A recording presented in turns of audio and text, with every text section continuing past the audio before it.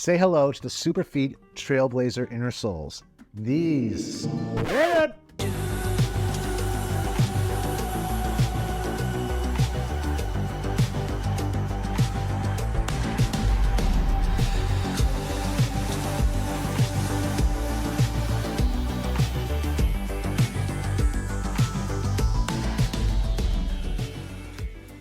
Welcome back. These are like putting your feet up in a 5-star hotel. With a spa option. Whether you go or not is another story, but that spa is there. These bad boys provide unparalleled foot support and stability like no other. Trust me, I've tested so many inner soles. These are the ones, folks. I've even tested other Superfeet inner soles, but the Trailblazers are the ones. You'll see another one called Adapt. Don't confuse those for these. They're not as good. It's simple as that. These are the bomb. And I'll tell you what.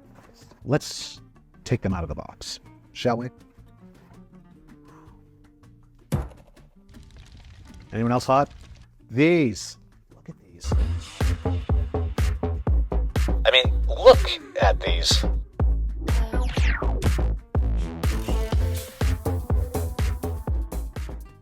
Not only do they ensure your arches stay happy, they also ensure that your knees stay in line. These are real serious inner soles. I often find that when it comes to shoes, the last thing they think about is the inner soles. What the Topo Mountain Racer 2 is to a high quality gin, the Superfeet Trailblazer is to a high quality tonic. Does that make sense? Guess what I'm saying is, foot gear is a lot like a good gin and tonic, or a bad gin and tonic, or a bad gin and tonic maker that had good intentions when they bought the gin, but bailed on the tonic. I don't know what I'm trying to say. It's a bad analogy. No, it's a good analogy. Check it out. Most people buy a really high quality gin and then buy a real crappy cheap tonic and then mix together.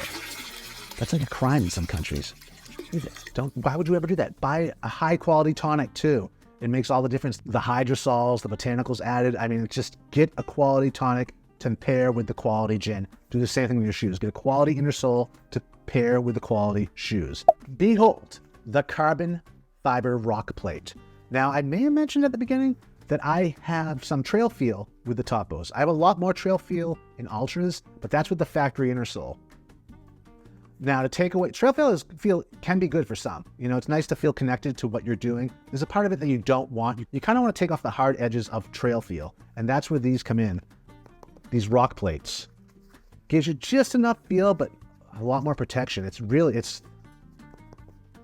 These are solid. This really makes for a great supportive foot feel. So in short, this is going to dampen the trail feel, which will make a huge difference when it comes to control.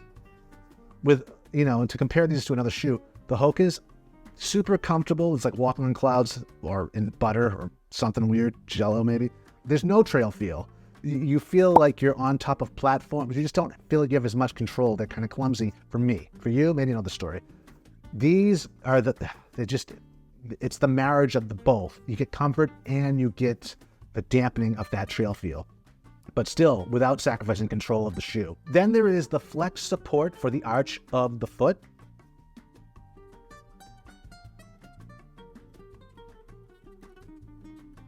There's the dual layer forefoot. And a deep heel cup. I mean, seriously, look at my hand disappears. A deep heel cup can make or break a shoe. I mean, like this really, for the top, it's like two great tastes that taste great together. Yes, I'm talking about feet, but I'm not talking about feet like you think I'm talking about feet. Or maybe, never mind.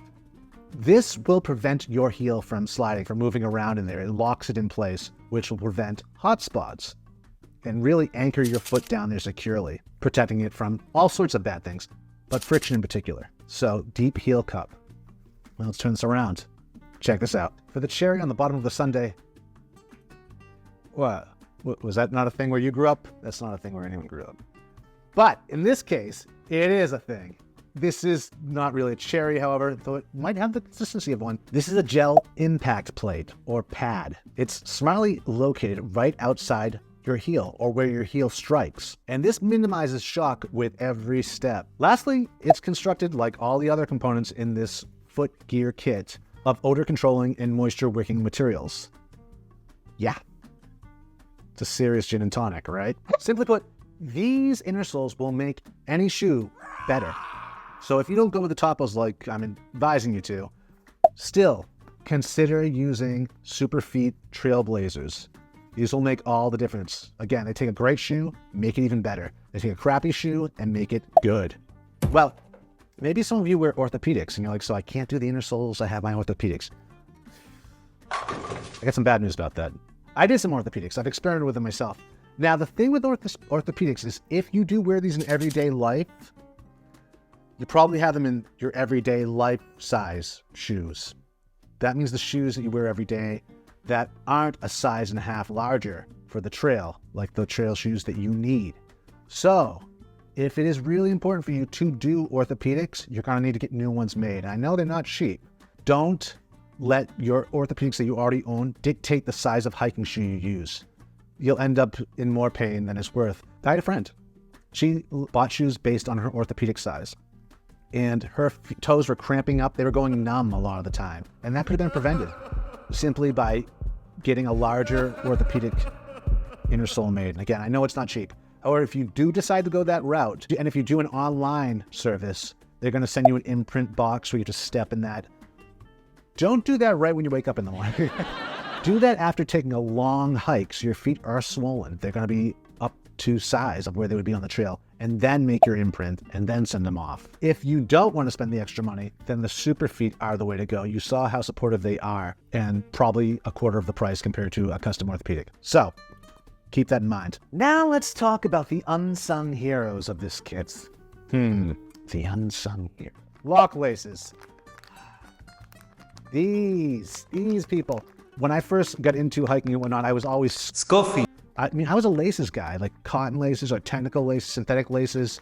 I just like to tie my shoe. You know, I had all the little tricks down, how to lock them, and I just looked at these as elastics. It's like, these aren't going to support my feet. These, folks, I was wrong. These will support your feet. These are amazing.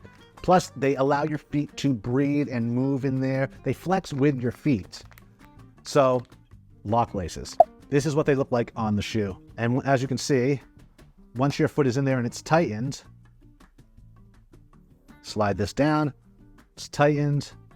You can just tuck the lead under your laces and that's not going anywhere and it keeps that in place all day. That's the one thing about using regular laces.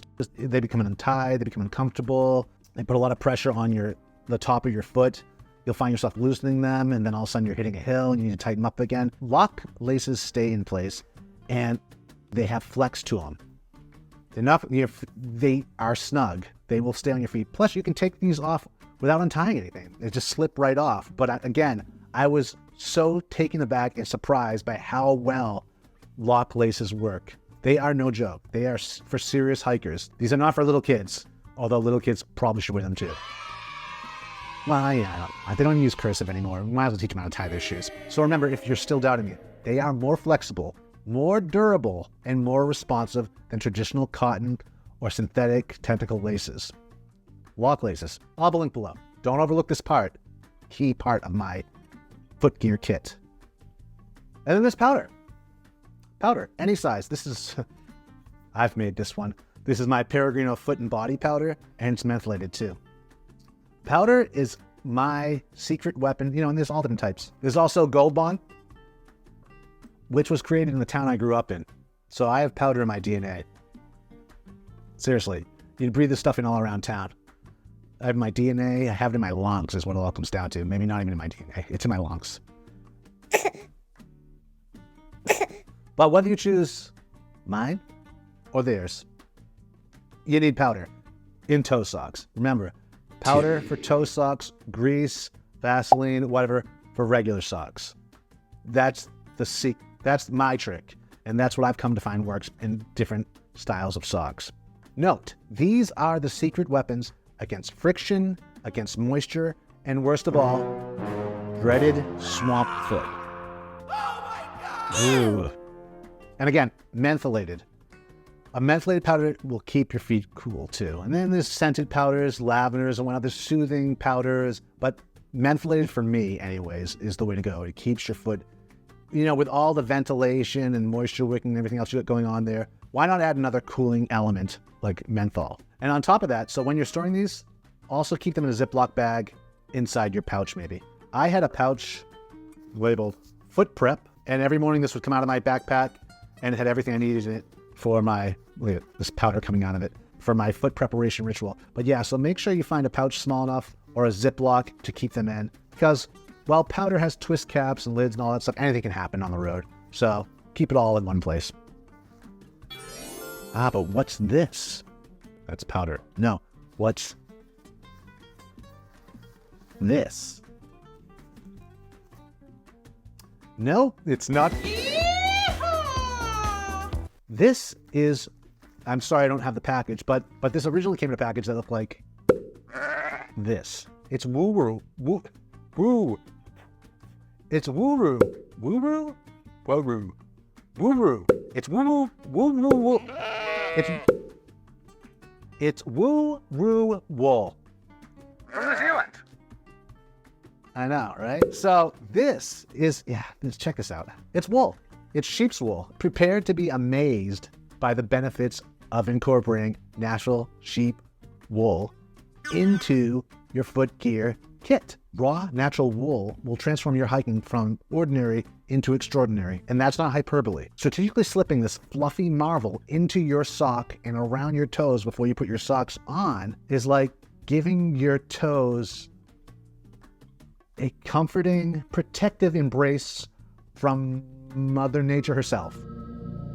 Just come on, right on the spot. There are a few brands out there, definitely. In fact, you can pull this off the fences too around the sheep fields. Sheep fields? Especially in Montes Valleys, you'll see this hang on barbed wire, and pilgrims are known to do that. But there's a couple brands out there. This is the brand I know and trust and use.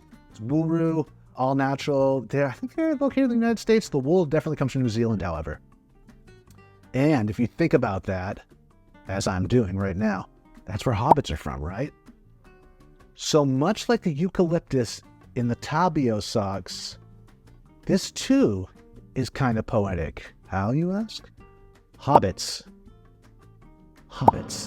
Talk about adventure. Talk about creatures that walk a lot.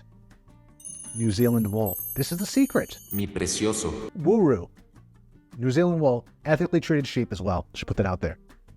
I think that's important. Don't treat your sheep bad. Never gets old. Depending on how my toes were, what conditions they were in, sometimes I would wrap them in sheep's wool and then put some padding at the back of my heel or under my heel. And you kind of get used to it. The first time you try doing that and putting the sock on, it's a little awkward feeling. But the more you do it, the more natural it becomes.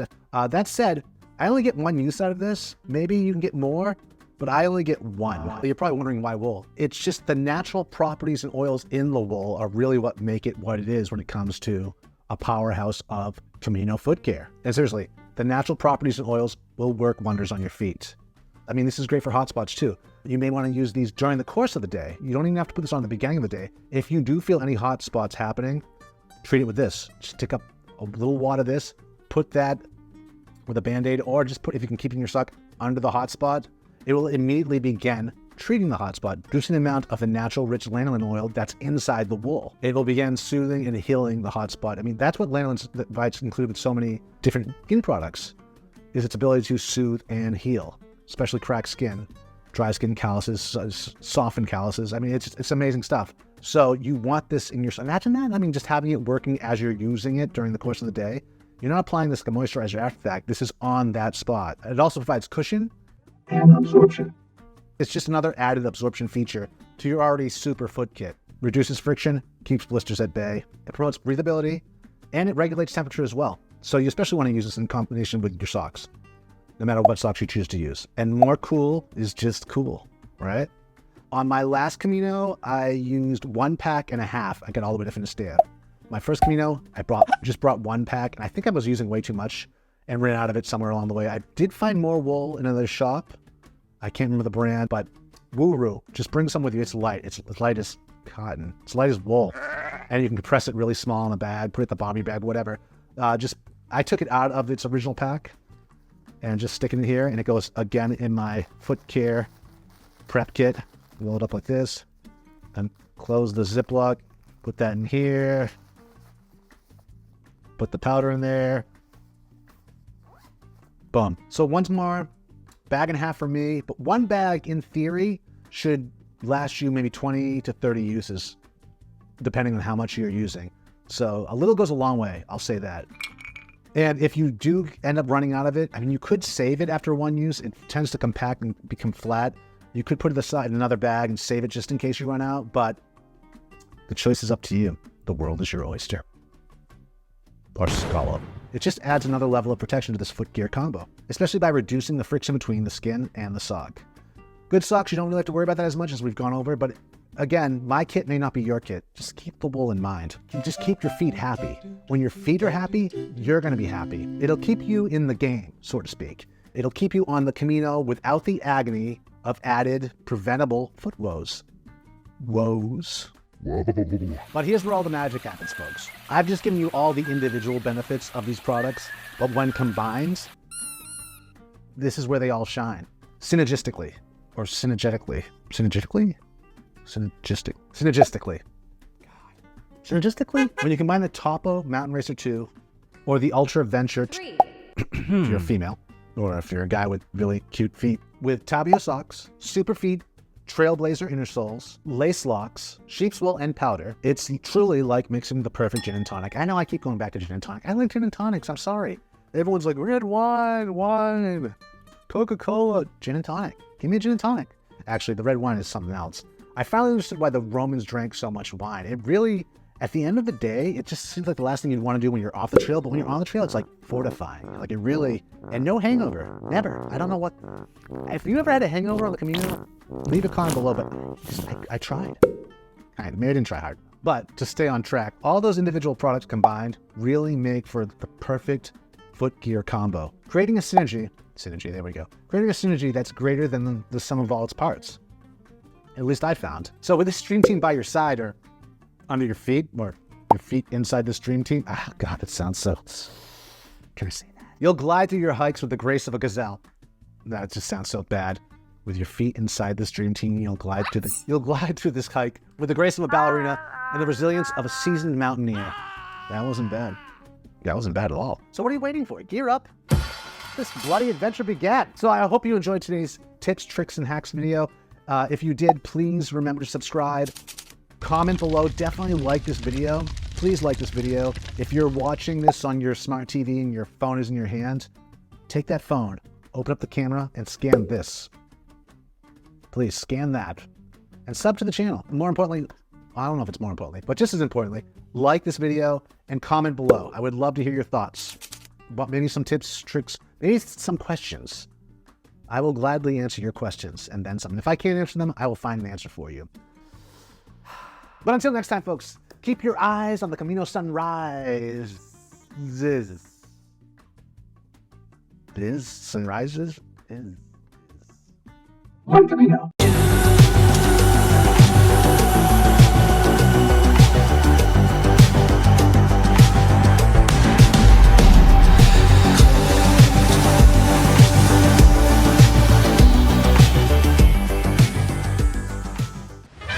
Secret tip. What we're looking at now are my Camino shoes. All of these shoes were worn on the Camino at some point. These I'm pretty sure are from my first Camino. I've already taken out the inner sole I used, or the insole I used by Superfeet, and I've also recycled the lace locks, it looks like. But you'll see how they wore below. Right here, it's the midsole is where they wore the most, and this is from my second Camino. You can also see it there as well, but these both went all the way to Finisterre. So that's where they saw the wear the most. But overall, these are guaranteed to get you at least 500 miles minimum wear. And then there's what we'll specifically be talking about, which is pre-treating the ankle collar for little tears like this. See that? Now, I don't think there's any fault of the shoe. I noticed it was happening on my first Camino. So for my second one, I decided to pre-treat the collar with mini patches. This is called Tenacious Tape Mini Patches by Gear Aid. Now, much like you have a first aid kit for yourself, I recommend keeping a small first aid kit for your gear as well. These came in very handy on my first and second Camino. Great for gear like a jacket or a backpack if it gets a tear in it. You can fix it right then and there on the spot. Anyways, but works just as well for pre-treating gear. So knowing that there's got to be wear in these areas, I cover it with this first. And I'll cut this in half and use a little strip like that so it kind of blends in with the design of the shoe. And it also, aside from that being used preventatively, it's also a visual indicator that these are your shoes. It's a way to mark your shoes without using a marker, putting your initials on the back or anything like that. So you'll really be able to identify your shoes real quick too. Now, why this is happening, I'm not totally sure. I think what's going on is because I notice on my daily hiking shoes, it doesn't happen. At least my street shoes doesn't happen as well. Because the terrain I'm using is straight, it's clear, it's easy to navigate. Where on the Camino, you're getting all these different terrain types. And I think it's just my stride. These heels are so grippy and have so much traction on them. I think that at some points, my heel or the bottom of my shoe is just it's grazing the ankle collar and causing that. Something is causing this. So, I mean, remember, the shoe is at its most vulnerable when you're doing that heel strike and it opens up like this. So it's putting tension and stress on the heel collar there when you're stepping down. Then if the other shoe is brushing in on it at any time, this is delicate material. Comfortable, but delicate. So I think that's going on. You also notice that's on the inside. And this is another reason to train with the stuff you're going to wear, because you can observe where the hot spots on your gear is happening as well and treat them beforehand as you would with your own body. So, first Camino, second Camino, mountain hiking shoes. And yeah, you're seeing the wear the same place every time. These are my street shoes, actually. And you see no wear. So my stride is better on flat terrain. Where mixed terrain, you're seeing that. So my advice, treat it beforehand. Pre-treat your shoes. And also, train in your shoes.